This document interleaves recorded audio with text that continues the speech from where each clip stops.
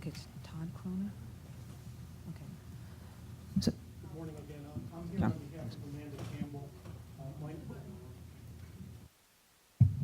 Thank you. I'm here again on behalf of Amanda Campbell. My name is Todd Croner. I was recently retained by her. She's a widow now in Brentwood, Tennessee, whose husband, Lawrence Campbell, a police officer with that police force, shot himself with his service revolver last month on March 16, 2008.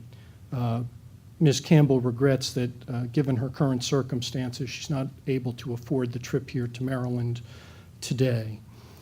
In a March 25, 2008 article reported in the OSN Supersite, Dr. Richard Lindstrom, who you know is president of ASCRS and OSN chief medical editor, is quoted as asserting that there is no correlation whatsoever between adverse LASIK outcomes and suicide. Presumably, Dr. Lindstrom did not have the benefit of reading Police Officer Campbell's suicide note. In my April 15, 2008 written submission to the FDA, I refer to Dr. Lindstrom's assertion, but in my letter, I also question the integrity of certain titans in the LASIK industry, and I want to be clear that none of those comments are meant to cast any such aspersion on Dr. Lindstrom. However, I respectfully disagree with his absolute position based on the explicit statements in Police Officer Campbell's suicide note from just last month. He states, "No one knows what I am feeling, constant pain, blurred vision, stress that I never had before. If only Dr. Robert P. Selkin had done a pre-op and knew I was not a candidate for LASIK surgery. No one understands truly my burden I carry, dry eyes, cannot light a fire, cannot stand in front of air conditioning, cannot cook without opening a window, cannot spray deodorant. The list goes on and on. I just cannot burden my family for a poor decision, eye surgery, which Selkin knew was wrong but only wanted money, and I will not live on drugs, Xanax. I never used that drug wrong, a half a milligram at night and sparingly in the afternoon on a bad day. I am not a drug user. Never could I do this as it has ruined so many lives."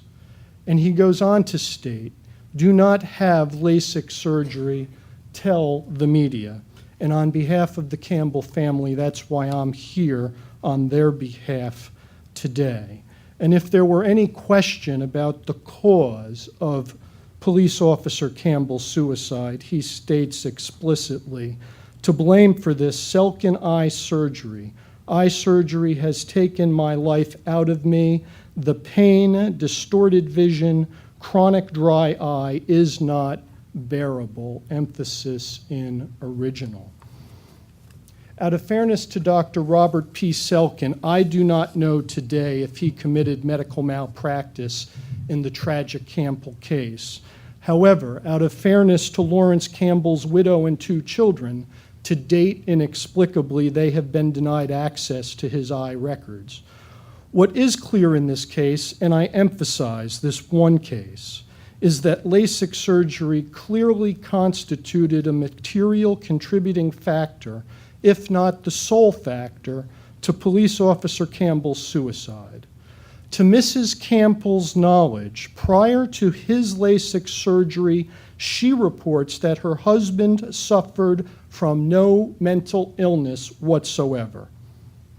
Now, you've heard today and certainly recognize that LASIK surgery helps the vast majority of patients who have it. For a small minority, their regret is profound. For a smaller minority of patients still, depression associated with their visual disability is real. The association with suicide and bad LASIK outcomes, however rare, cannot be dismissed and warrants further investigation. As a final point, I would just like to call the FDA's attention to its reporting obligations. The FDA's work should be transparent and readily available to the public. It is not always. 9 months ago, my law firm served a Freedom of Information request to obtain information concerning the administration's recall of the Alcon LiDAR Vision 6000. To date, we have still received no substantive response. Vindication of injured patients' rights depends on timely disclosure of such information. Thank you. Thank you. Our next speaker will be